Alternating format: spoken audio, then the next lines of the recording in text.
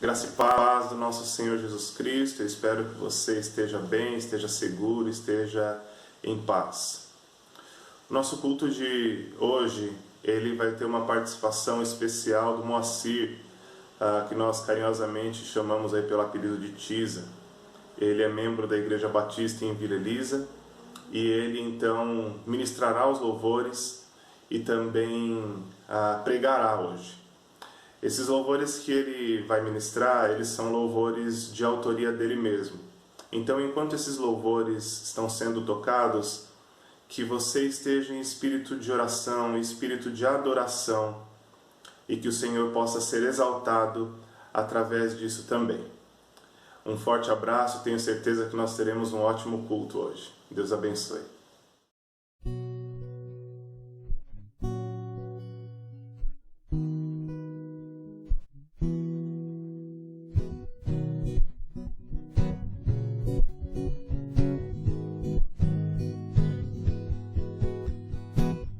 Bendito seja o Deus Pai de nosso Senhor Jesus, que nos abençoou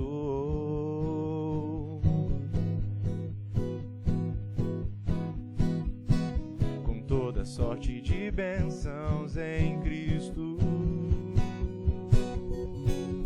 Aleluia, tanto me amou. Aleluia, tanto me amou. Bendito seja o Deus Pai de nosso Senhor Jesus, Pai de misericórdia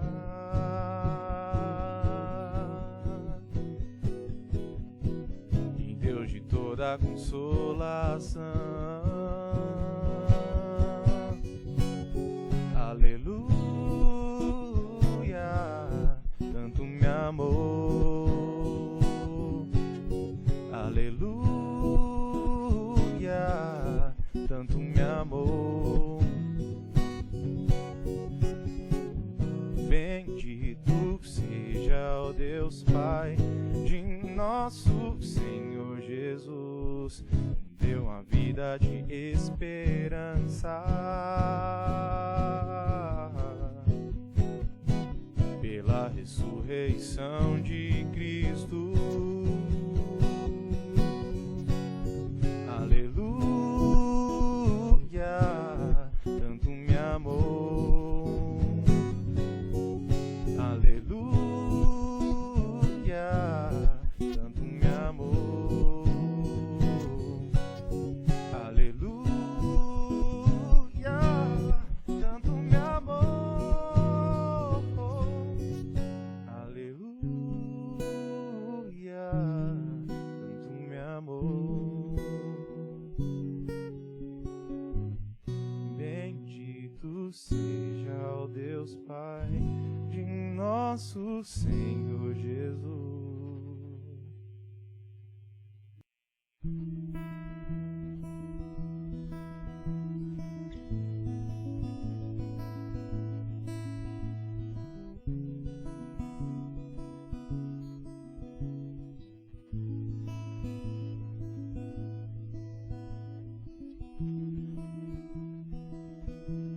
Eu chorei quando li de um rei que me fez digno do céu.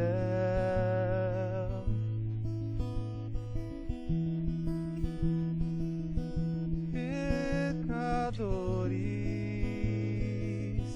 cobradores, matadores também perdoou. O amor de Cristo nos constrange, julgando nós assim, assim. Se um morreu por todos, logo todos morrerão. O amor de Cristo nos constrange, julgando nós assim, assim. Se um morreu por todos, logo todos morrerão.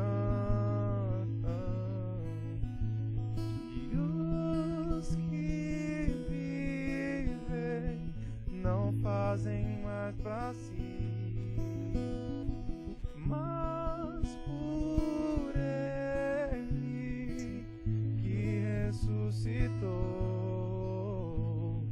E os que vivem não fazem mais pra si, mas por Ele que ressuscitou. Se alguém está em Cristo, as coisas velhas já passaram e o novo se fez. Se alguém está em Cristo, as coisas velhas já passaram e o novo se fez.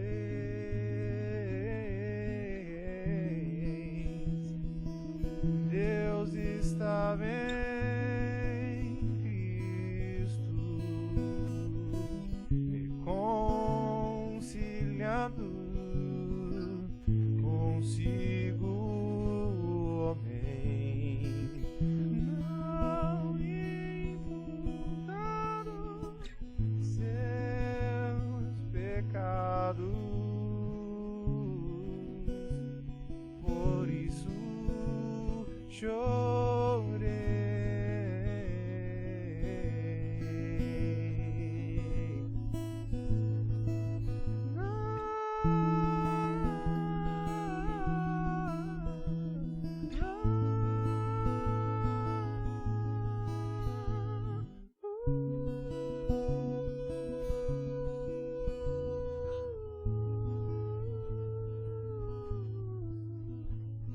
Se alguém está em Cristo, as coisas velhas passarão e o novo se fez.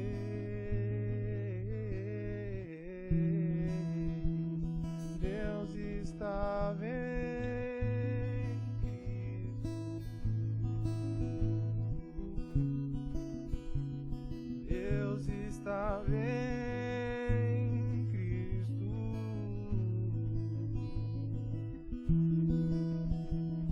Deus está em Cristo.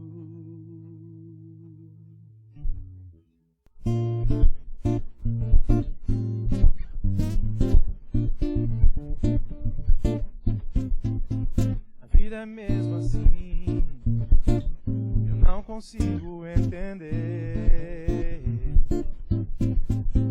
porque Jesus morreu na cruz por mim e por você. A Bíblia me contou que é um amor, tudo suporta, tudo sofre, tudo crê, tudo suporta, tudo sofre, tudo crê, tudo suporta, tudo sofre, tudo crê, yeah, yeah, yeah, yeah. Jesus é o amor maior, Jesus é o perfeito amor, tudo suporta, tudo sofre, tudo crê, tudo suporta, tudo sofre, tudo crê, tudo suporta, tudo sofre, tudo crê, yeah, yeah, yeah, yeah. Meu passado apagou, o pecado não quis, com teu sangue lavou-me e hoje me faz feliz. Jesus é o amor maior, Jesus é o perfeito amor, tudo suporta, tudo sofre, tudo crê, tudo suporta, tudo sofre, tudo crê, tudo suporta, tudo sofre, tudo crê, Meu passado apagou, o pecado não quis, não. Com teu sangue lavou-me e hoje me faz feliz. Jesus, teu amor maior de Jesus é o perfeito amor. Tudo suporta, tudo sofre, tudo crê. Tudo suporta, tudo sofre, tudo crê. Tudo suporta, tudo sofre, tudo crê.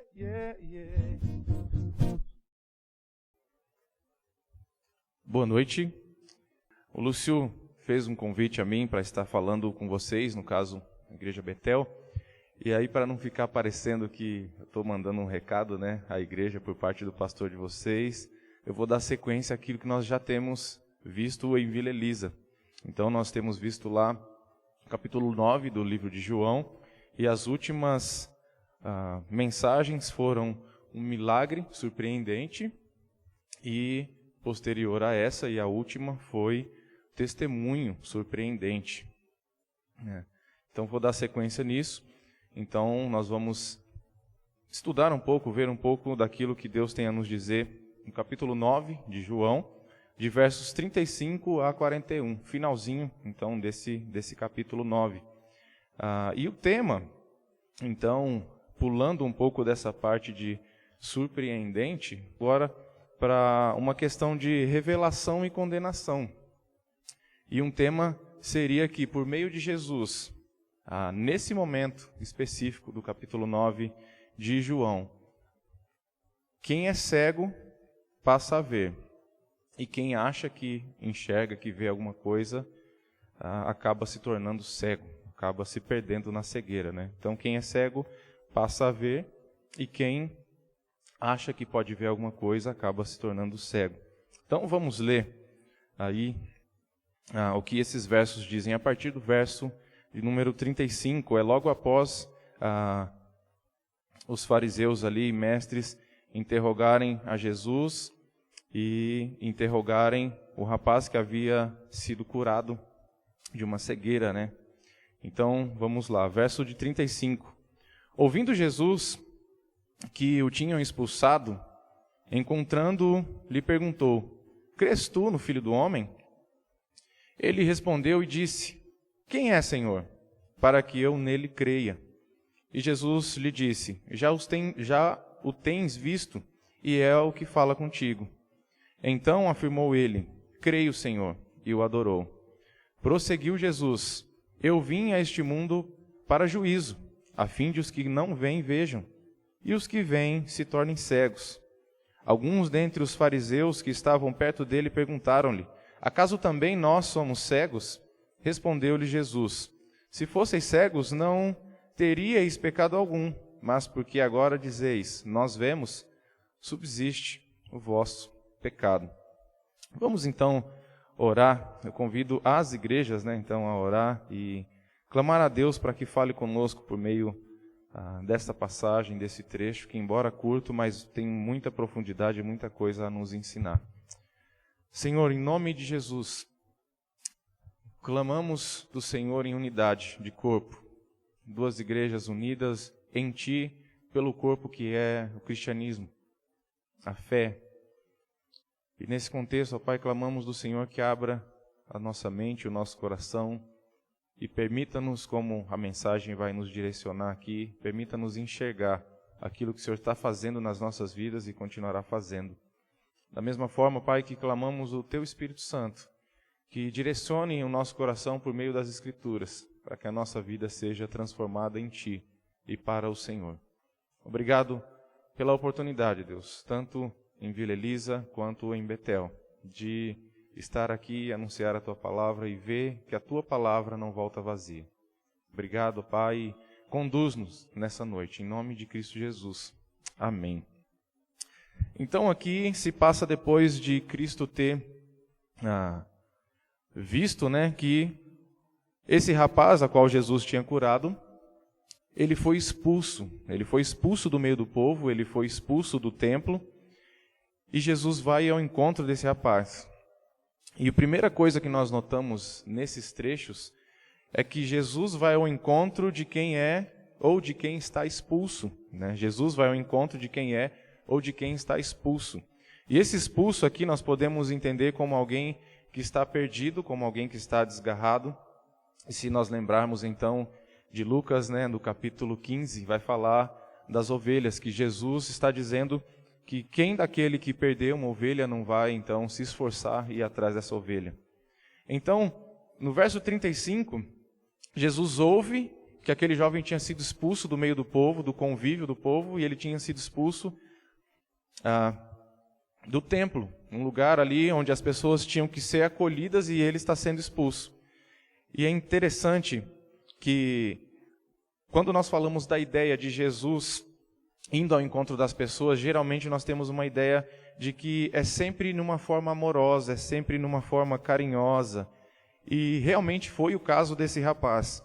Mas só que, se nós notarmos o que está acontecendo nesse verso 35, e nós vamos lê-lo novamente, Jesus ele vai ao encontro desse rapaz com amor, mas também com confronto.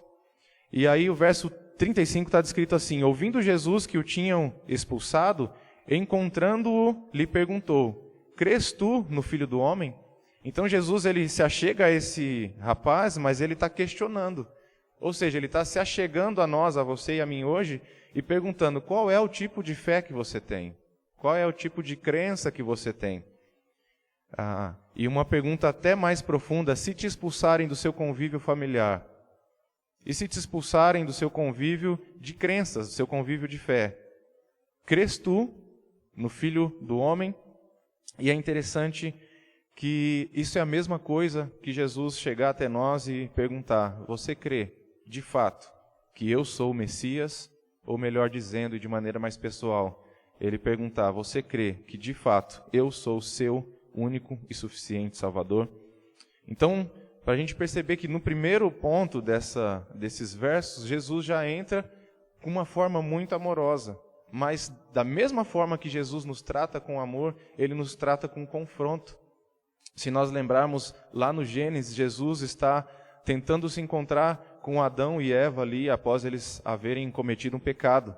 E ele chega de forma amorosa, mas ele chega também confrontando os dois pelo pecado. Aonde eles estavam? Deus começa a questionar, né? O que aconteceu? E é a mesma forma que Deus se achega a nós.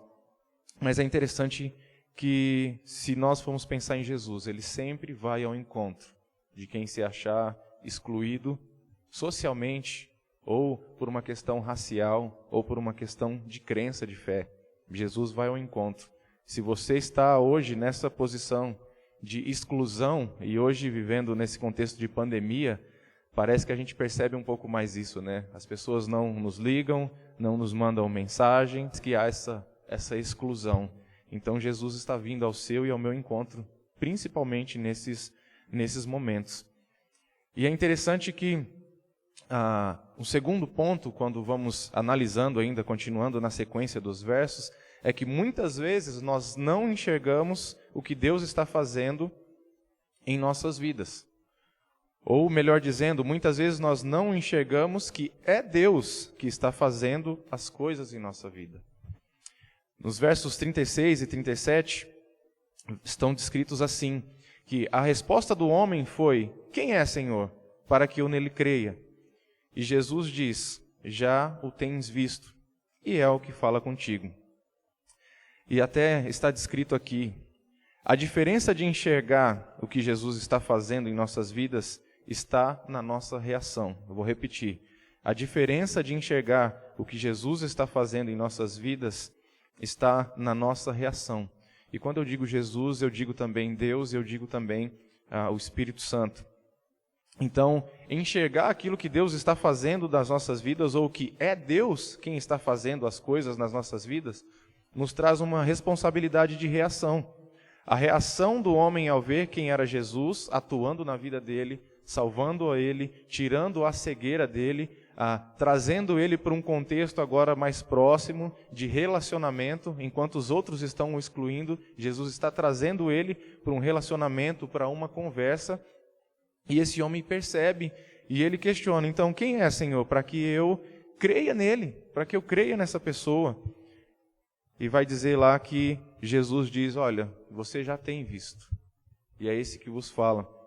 Então muitas vezes na sua vida e na minha vida, Deus, o Espírito Santo, e assim como Jesus, estão fazendo as coisas, mas nós não estamos percebendo, nós não estamos enxergando.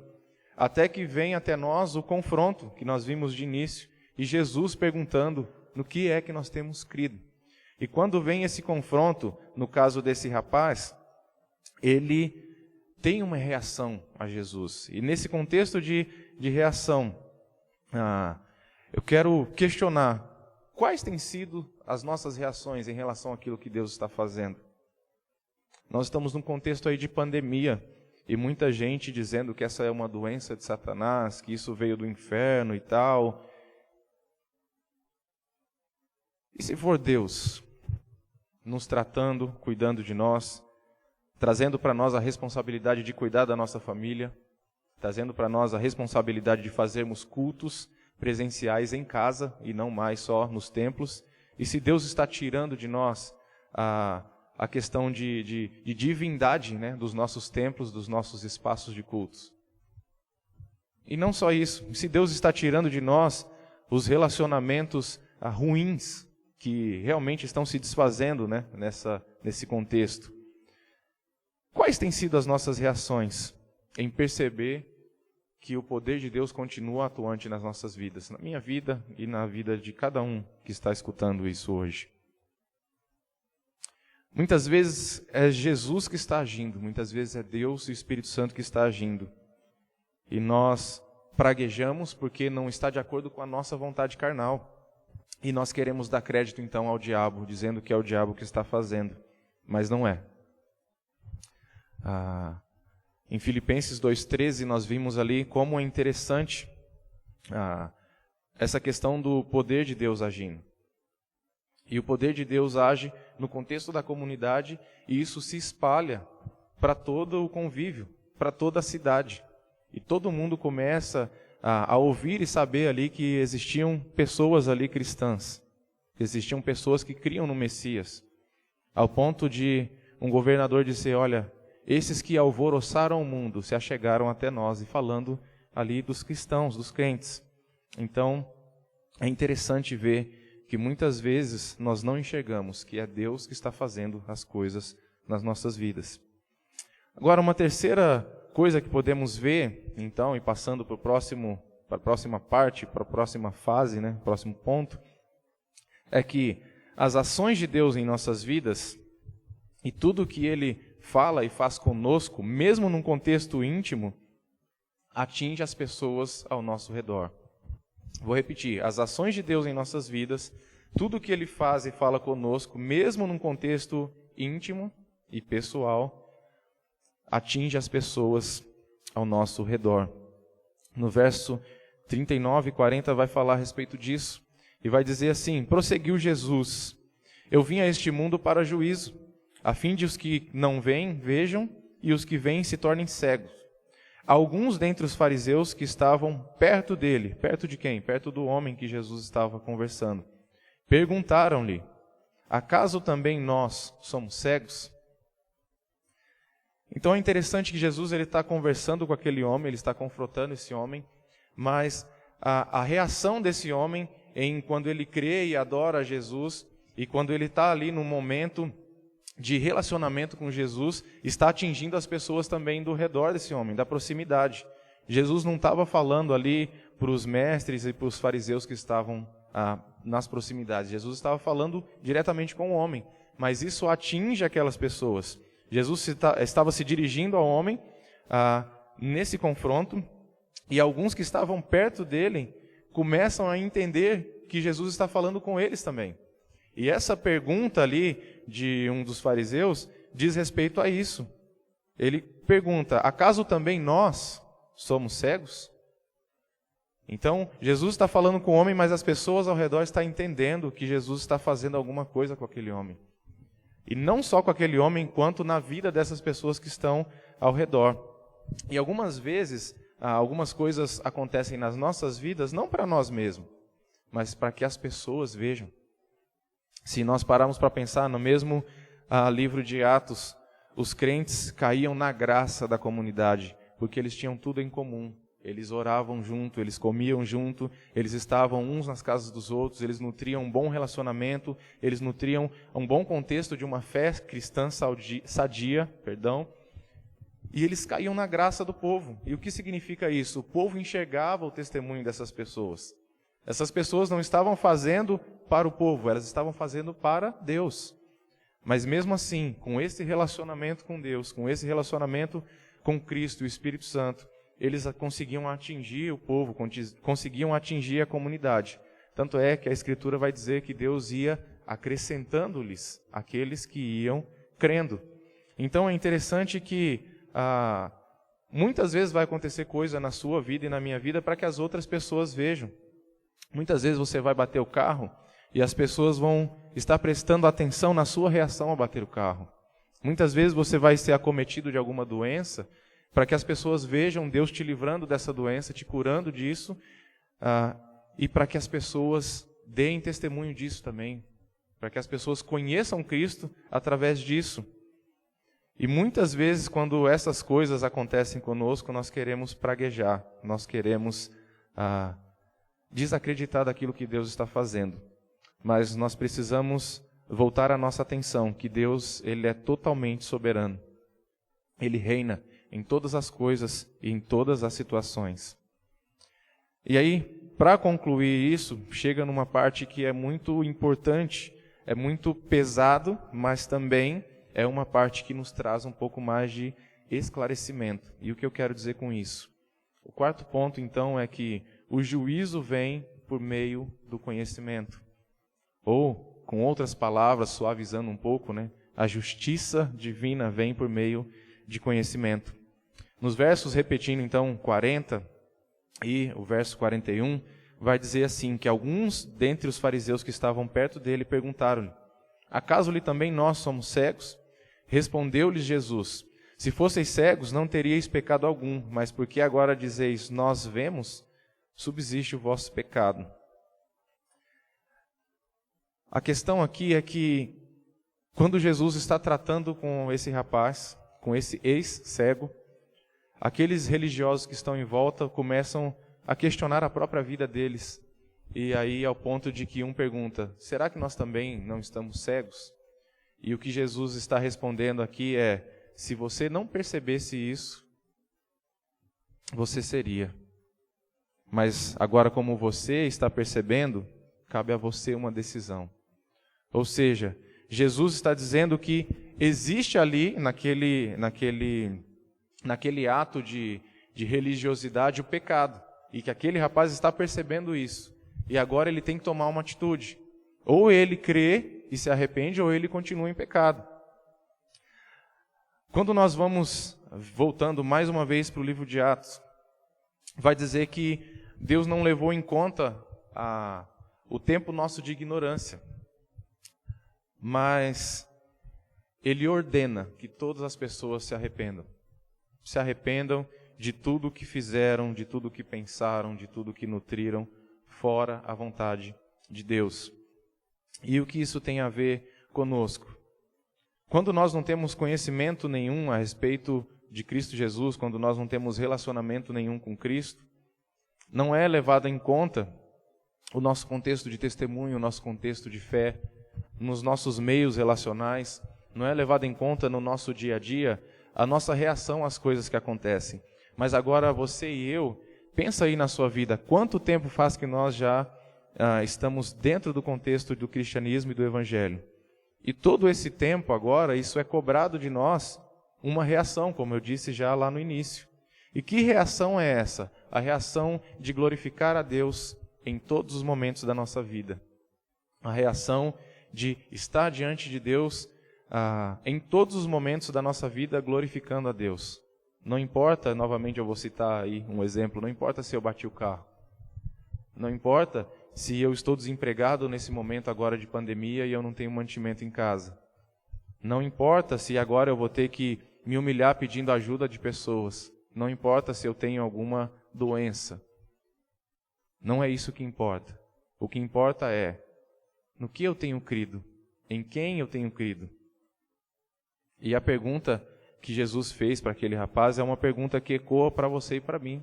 Crê realmente que eu sou o Filho de Deus? Crê realmente que eu sou o Messias, o seu Salvador, o seu único suficiente Salvador? Então, dentro de tudo aquilo que vimos essa noite, eu quero encerrar dizendo que muitas vezes nós pensamos que estamos enxergando as coisas, que nós sabemos das coisas, mas nós estamos vendados pela religiosidade, pelo nosso orgulho e pela nossa carne. E Jesus ele está querendo fazer com que isso caia, para que nós possamos voltar a enxergar. E muitas vezes nós estamos achando que estamos cegos, e Jesus quer trazer uma realidade diferente. Ele quer dizer que nós estamos vendo as coisas. Mas como é que nós vamos balancear isso? Como é que eu vou saber se eu sou um cego? Como é que eu vou saber se eu sou uma pessoa que enxerga? Como é que eu vou ter essa noção?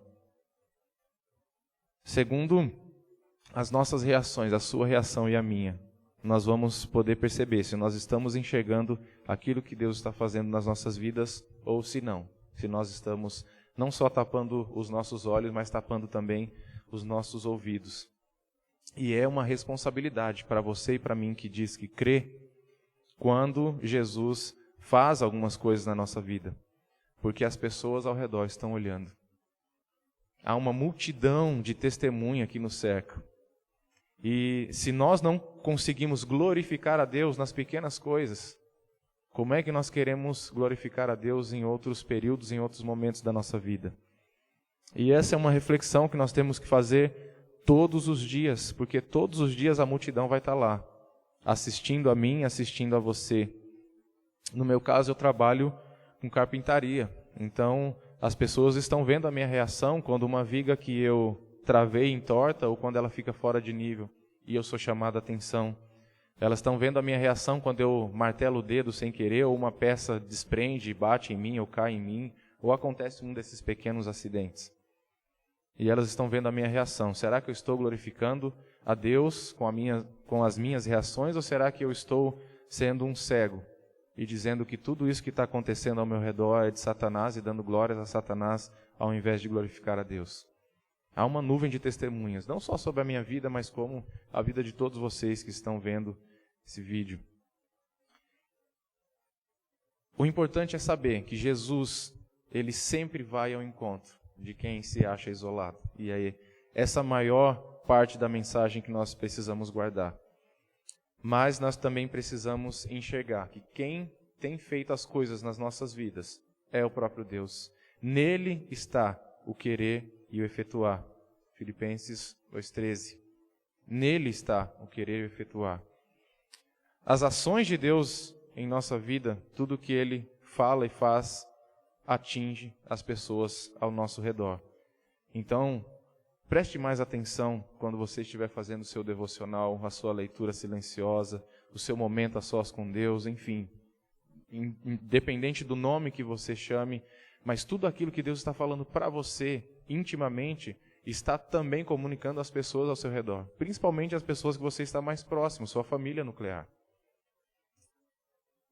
E nós precisamos entender que o juízo vem por meio do conhecimento, ou seja, a justiça divina vem por meio do conhecimento. Se até agora você estava tendo algumas reações negativas, por não conhecer e saber da responsabilidade que você tem, e eu também tenho, então nós precisamos prestar um pouco mais de atenção, porque agora nós sabemos, e isso nos será cobrado. Isso vai pesar agora na nossa conta. Então, vamos orar para que Deus nos conserve, sabendo que Ele vem ao nosso encontro em todos os momentos da nossa vida, sabendo que tudo o que Ele faz na nossa vida precisa ser enxergado por nós, sabendo que tudo o que Ele comunica conosco, Ele comunica com as pessoas ao nosso redor, e sabendo o principal, é nossa responsabilidade viver de acordo com aquilo que nós fomos chamados para viver, com o Evangelho da graça de Cristo Jesus. Vamos orar? Deus, muito obrigado. Muito obrigado porque a Tua palavra vai dizer que quando nós éramos inimigos do Senhor, o Senhor então nos enviou a Cristo Jesus ao seu tempo, no tempo necessário. E o Senhor nos deu a oportunidade de poder nos arrepender em Cristo Jesus, de poder crer em Cristo Jesus e de poder ter as nossas vidas transformadas em Cristo Jesus. Mas não só isso, o Senhor nos deu a condição agora de ter paz com o Senhor mesmo, paz com Deus, por meio também de Jesus. E Pai, como é maravilhoso saber que o Senhor está em todas as coisas que acontecem nas nossas vidas, no nosso dia a dia. Das melhores às piores, o Senhor está em tudo. Nos ensina a enxergar as coisas e ter uma reação de adoração melhor e maior para com o Senhor. Nos ensina a semelhança de Cristo, glorificar ao Deus Pai em tudo. E ficar de boca fechada quando as coisas forem ruins, ao mesmo tempo que glorificar ao Senhor quando essas coisas forem ruins. Mas, por outro lado, nos ensina a glorificar ao Senhor e também demonstrar que as coisas boas que acontecem nas nossas vidas também são o Senhor fazendo. Não são só resultados do nosso árduo trabalho ou da nossa vida boazinha. Nos ensina, Deus, que o Senhor é bem maior, é bem melhor do que nós cremos e do que nós precisamos. Nos ensina que há muito mais em Ti a conhecer do que tudo que nós já vimos, do que tudo que nós já estudamos, do que tudo que nós já conhecemos. E continua, Pai, trabalhando no nosso coração, na nossa mente, nos guardando em Ti. Em nome de Cristo Jesus. Amém. Então, boa noite a todos. Espero que Deus tenha comunicado com todos vocês aquilo que Ele quer e nos disse essa noite. Amém? Boa noite.